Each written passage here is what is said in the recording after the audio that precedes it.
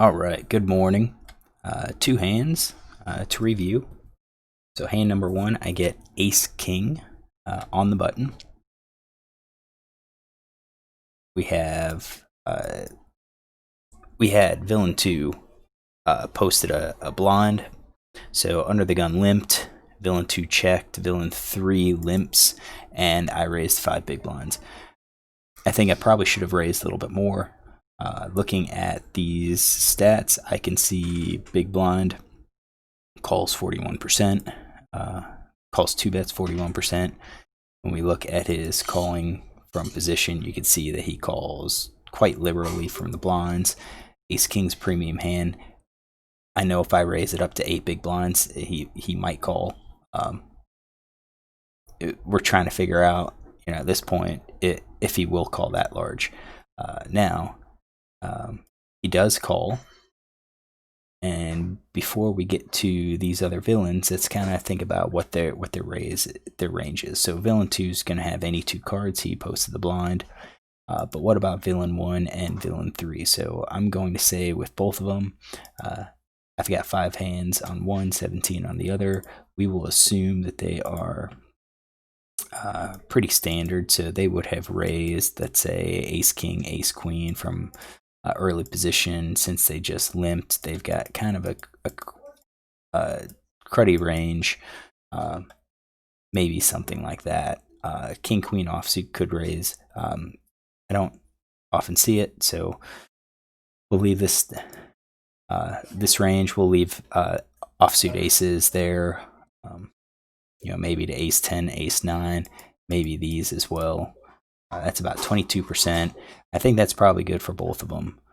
And then once I raise, we get called by both. So I think the range is going to contract. Definitely this player. This one maybe not, but we're going to probably take those out. Probably take King Jack out, Queen Jack.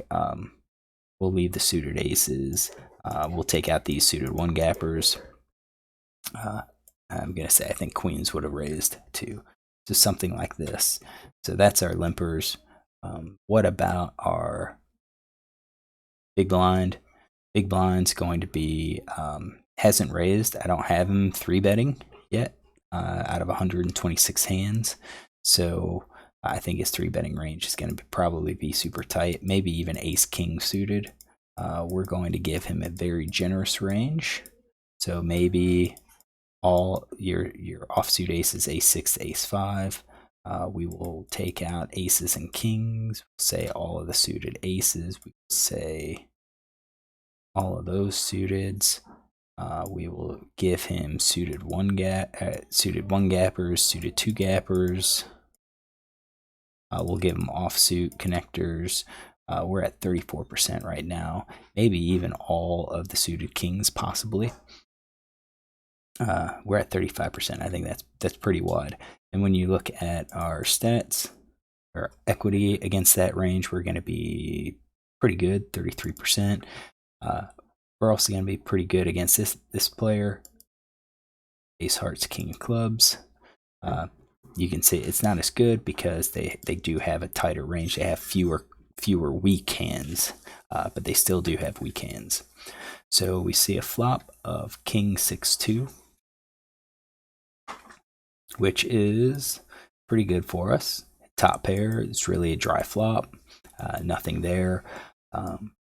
Now against a heads up, if we were heads up, I think this is a candidate to check behind. I'm going to assume it checks to the pre-flop raiser. And the reason I say that is because our hand really isn't vulnerable. If you think about what hands are going to call, I think maybe, the kings are going to call King, Queen, King, Jack, King 10. If they have King Little, King 9, 8, 7. I think those are also going to call, but that's about it. Maybe a 6 is going to call, but chance that they have a 2 in their hands pretty low, pretty slim, and even the chance that they have a 6 is pretty slim. So this is a kind of a good spot to not check, not c-bet, and hope that perhaps a turn card is favorable and allows our opponents to call. That being said, we have 3 opponents. We don't want to be tricky because now there's 3 different hands that could catch and could really hurt us if they catch, the right hand. Chance that one of them has a king has now increased. The chance that one of them has a 6 or one of them has a pocket pair has increased. So this is a good spot to fire a continuation bet. So that is what I do. They all check to me. I bet, and big blind folds. So completely missed, or maybe he had a 2. But there, there's no backdoor flush draw. Most likely scenario, your gut shot needs either a 3-4, a 5-3, or 5-4. It's just, it's a very, very weak board. But villain 3 calls. So I bet 15, which might be a little too much. Maybe I could bet half pot and encourage a few more calls. So let's look at their range. What are they going to call with? They're going to call with top pair. I think they'll probably call pocket pair below top pair. If I bet half pot, I think we might get maybe 2-card backdoor flushes to call. We'll see. Maybe the gut shots as well. So I'll include the gut shots. We don't know anything about this player, but we'll also include the middle pair 6, because a lot of people like to call at least once with those pairs. The weak pair is 5s, 4s, 3s, ace 2. We'll also include those because, again, they are a pair. So against that calling range, we are a solid favorite. We go to the turn with the 2 of hearts. If he bets now, I'm going to assume that he has a king, and he doesn't think that I have the king. So if he bets now, I'm definitely going to call. And question is, could I raise it? Would it be profitable to raise at that point? I think if I raise, the only hands he's going to continue with will be like king queen, maybe king jack. But I could see him leading here with maybe queens, jacks, 10s, 9s, something that maybe not queens, but 10s and 9s and 8s, something that is afraid of an ace or a queen or a jack coming. So if I raise there, I think they're definitely going to fold. They're definitely going to fold. Now, if he had a king queen, they would call the river bet as well. So I think this kind of argues, if he leads into me, I think it's probably just a call. We have the ace of hearts, so I don't think they have the nut flush. So we'll see what he does. He checks, makes that a moot point, and now it's on us. So he already called once. I don't think we should check again, because now I think if we bet, he's going to call with his flush draws. He's still going to call with his top pair. That we're going to set a filter on the pocket pair below top pair and say that he will call, let's say, 40% of the time. We don't know this player. Sometimes it'll be 40. Looser passive players may be up 60, 70, maybe 80% calling those. We don't know. But I do think he'll fold his middle pair. I think he'll fold his weak pair at this point with a bet. So if we bet and he calls, we're at 90%. And with our bet, he's gonna call 31% of the time. We don't have to have a big bet unless we think he is static with his ranges, meaning or inelastic with his calls, meaning that he'll call a half pot bet just as frequently as he will a full pot bet. Now, the thing to consider is that the pot's 52. I have 77.5. If I overbet, I don't think he's going to call with a pocket pair. I probably don't expect him to call with a flush draw. Again, player dependent. This is a 10 NL table, so maybe they'll call. But if you think about what flush draws they have, it's these suited connectors possibly, and they would have had to he would have had to call with the option of that backdoor flush draw. So I think we can kind of really significantly discount those flush draws. So I think realistically, he's only going to be calling with the top pair, king jack, king queen, maybe king 10. A king 10 might actually find a fold if I bet that big. He'll fold all of his pocket pairs. And that means if I overbet, we're only really going to be getting called a large percentage of the time by hands that are going to beat us. So I think maybe smaller is better, because it'll encourage more calls from these hands that we solidly beat. So I bet 34.6, which is about half of my stack, under half of my stack, but it's maybe about 2/3 of the pot bet, 3/5. and he calls. So I do think with that size, I think the 40% is a little bit better at pocket pair below. So he'll call 31%. Our equity is still solid, and 7 of diamonds comes on the river, and at the 7 of diamonds, I don't think changes much. Yeah, he may have that 6-7, but I don't. I'm going to discount that. I kind of think he would have folded those 6s. So now he checks again, and the question is, do we bet again or do we check? Well, if he's been calling this entire way, I think the most likely hand that he has is this top pair. He has a king, and that's what we're hoping will get called. So if he only calls that, he's calling top pair or better. He's calling 51% of the time, and we're at 58% equity. This should be an easy bet. I shoved all in, and he actually called. So at this point, I'm just hoping he doesn't have a hand like ace-2, or doesn't have pocket 6s. Although I think with pocket 6, maybe with pocket 6s, he would have bet at some point in the hand. Maybe not on the turn, because once he fills up, he's just gonna check. So he shows king queen suited. That is in his range. Well, king queen offsuit's in his range. I assumed he would have raised, but that's kind of part of the unknown aspect of it. He limped in the pot, so if we add it, it just increases the likelihood that he has that top pair hand. And everything makes sense when you look at it. When you look at his ranges, it's more and more likely that he has a top pair hand, and we have top kicker. So go for those 3 streets of value. No reason like checking behind on the river and just going down for showdown. We've got top pair ace kicker. If we bet and he raises, I think we could probably fold, because not many people check raise bluffs. All right, so that's hand number 1. Let's close out and get hand number 2. All right, so hand number 2, I'm on the button with ace-3 of diamonds. This is a 25 NL game. We are currently 6-handed, but this is a full ring game. So we get first 2 players limp. I raise to 6 big blinds. I raised because the first player calls 42%. Out of 75 hands, the second player calls 78%. I do think my ace-3 of diamonds is going to be ahead. I think my ace is going to be ahead of both of their ranges.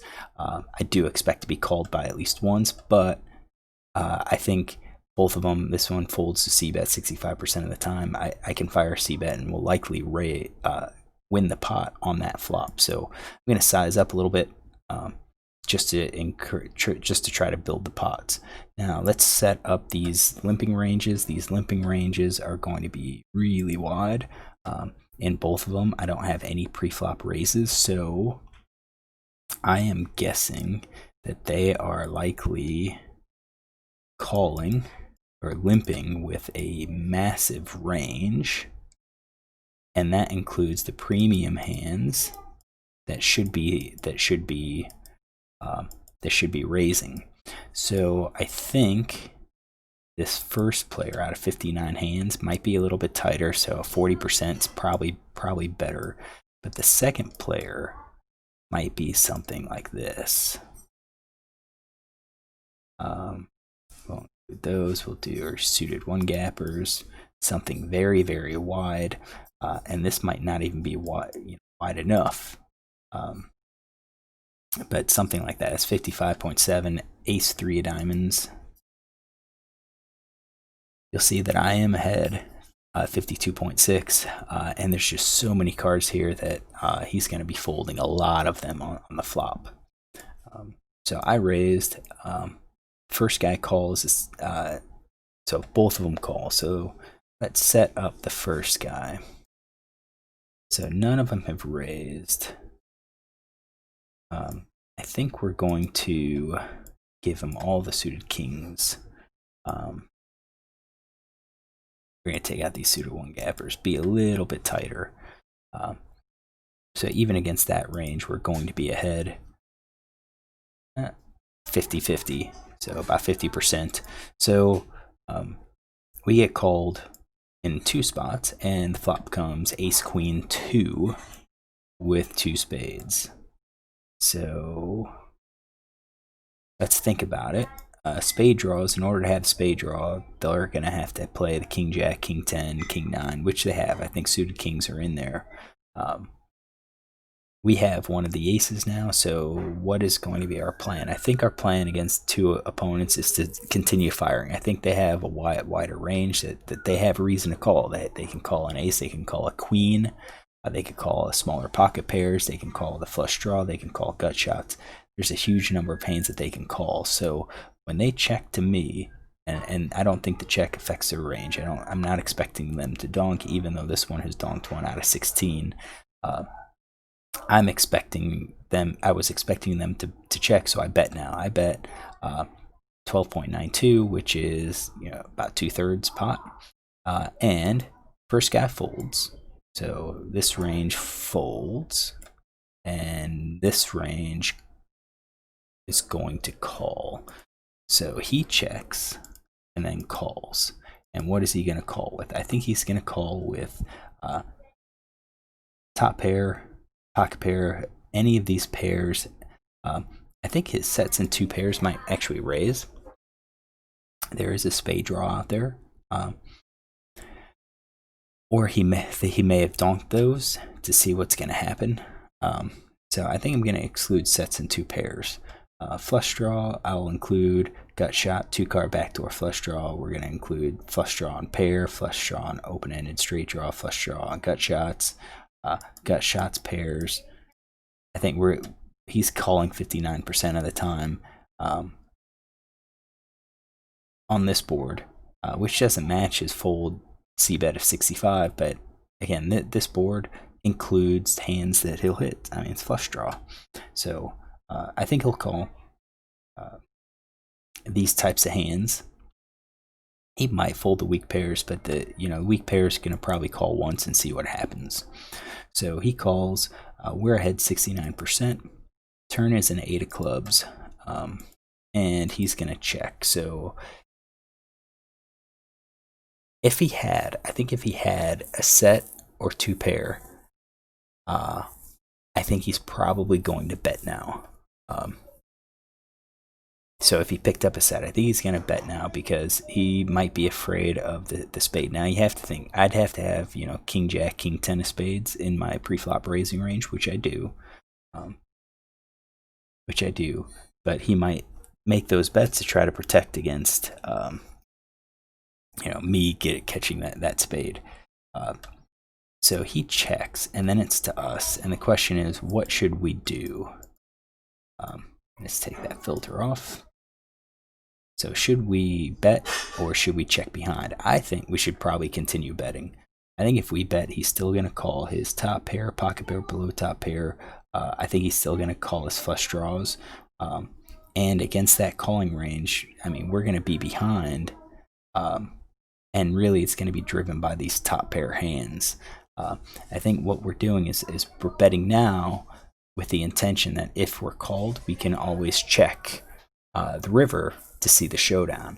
But I don't want to have happen. So like if I bet, I'm going to bet, I've got 40 big blinds now. I can bet, 20 big blinds here, 22, half pot. If he calls, then I can always check behind on the river. I get my 2 streets of value. If I check now, he may fire, pot size bet to put me all in. In which case I might not, I probably can't call. He could be winning with the queen at that point. I do think maybe his queens are going to call. He does have kings.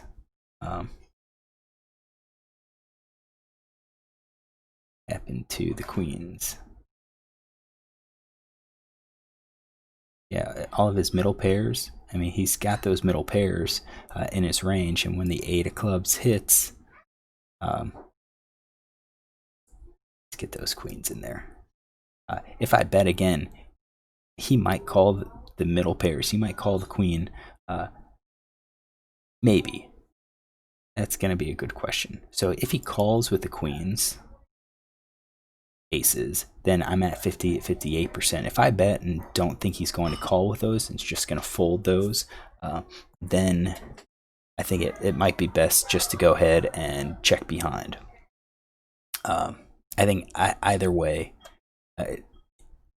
I think if I check, and I bet on the river, he'll probably call with the queen. If I check now, he might call with it, but then he won't call a river bet.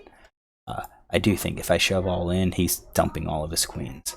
So I can't shove all in because if called, I'm gonna be an underdog. I did check, right or wrongly, and we saw 6 of clubs. So now we know the flush didn't hit. So it comes down to what is he gonna do? He checks, and I think when I showed weakness, I don't know what hands this opponent would end up betting. So if he would bet a middle pair hand or top pair hand, we can look. So it would be a river probe bet. He's 0 out of 3.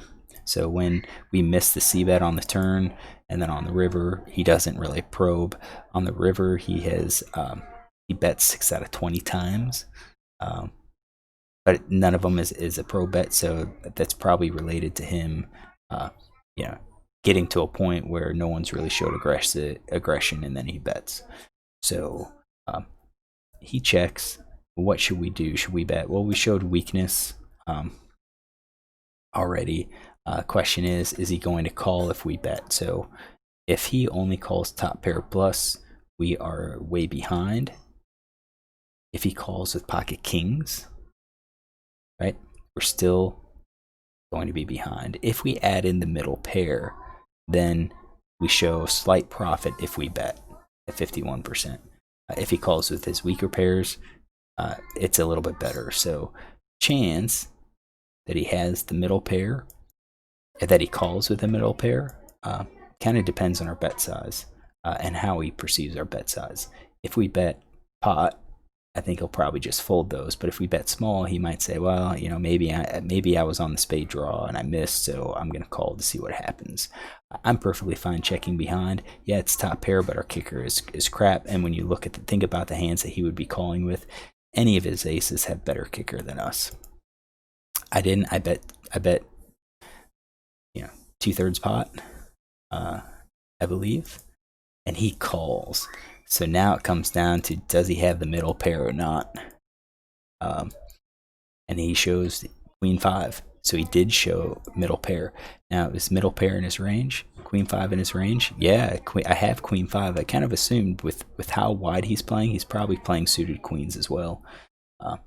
It was just a question of, was he going to call?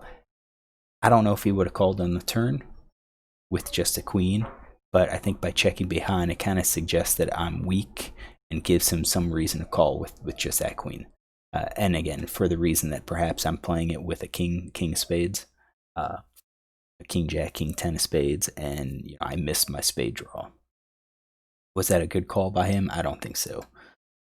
I don't think so. And that's why, I guess, against a regular that I play against, like against villain 8, I don't think a bet on the river is going to be good. I think it might be a little bit better to bet on the turn, or even to check. Actually, I think to check on the turn, check on the river, because he's not going to call with the queens. All right, so that's hand number 2. 2 hands. We caught both. We had both hands in the range, so I hope you enjoyed it. Look tomorrow for a few more hands.